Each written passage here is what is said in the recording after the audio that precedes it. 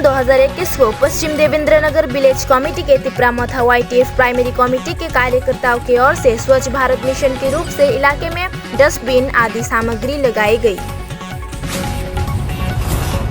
गुरुवार बिलोनिया दमकल विभाग को अचानक बिलोनिया CMO कार्यालय से सटे इलाके में जगन्नाथ सोम के घर पर आग लगने की झूठी जानकारी से प्रदीप चक्रवर्ती नाम की एक युवक ने फेक कॉल कर प्रताड़ित किया। पुलिस उसे उसी रात गिरफ्तार कर पूछताछ के लिए थाने ले आए। इलाके के लोग और दमकल विभाग के कर्मियों ने कहा कि प्रदीप चक्रवर्ती ने कई बार ऐसे फेक कॉल करके उन्हें प्रताड़ित किया है।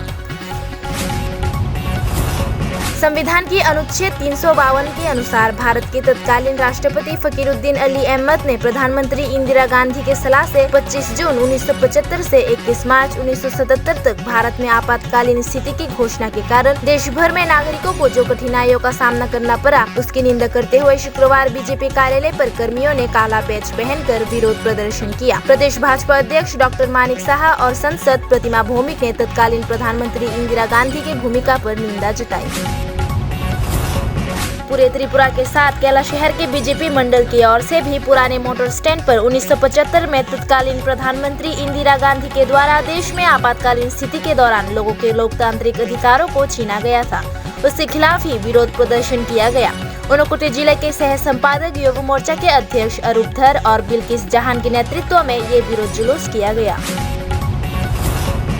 RSP अरुंधति नगर जोनल कमेटी ने शुक्रवार को त्रिपुरा राज्य में वर्तमान स्थिति का विरोध करने के लिए देश भर में कुल 5 वामपंथी दलों के बुलाने से 16 जून से अपनाए गए एक पक्षीय आंदोलन कार्यक्रम के लिए अपना पूर्ण समर्थन व्यक्त किया। मुख्यमंत्री के कहे मुताबिक जिन लोगों को कोरोना संक्रमण हुआ है और जो संक्रमण से मारे जा चुके हैं, उनके परिवारों को 10 लाख रुपए प्रदान करने के अलावा उन्होंने ये भी मांग की कि राज्य के मुख्यमंत्री गरीब और मजदूर वर्ग के लोगों के 7 लाख परिवारों के लिए 1000 रुपए की घोषणा करे। अरुंधति नगर कमेटी के RSP नेता ने कहा कि देश और राज्य भर में पेट्रोल और डीजल की कीमतों में तेज वृद्धि के बारे में भी सरकार ध्यान दे, क्योंकि उससे दैनिक जीवन की अति आवश्यक चीजों के मूल्य पर भी प्रभाव पड़ रहा है।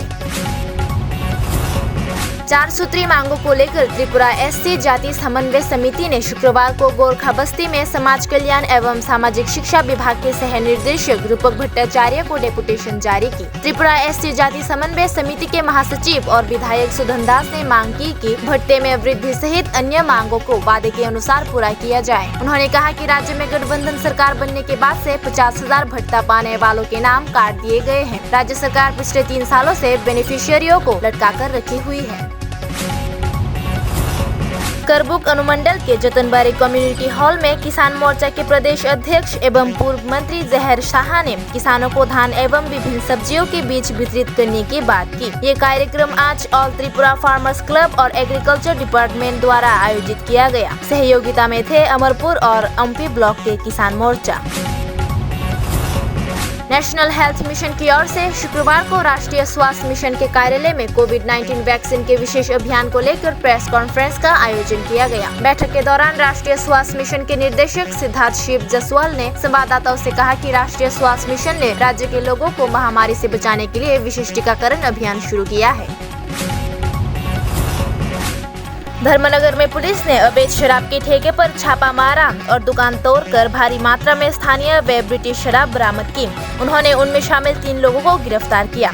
शुक्रवार को शराब विरोधी अभियान के नेतृत्व में थे धर्मनगर अनुमंडल के पुलिस अधिकारी IPS कांता जंगीर, उत्तर जिले के assistant collector SI Abhishek Kumar, Dharmanagar थाने के OC मिलन दत्त समेत पुलिस और TSR बल।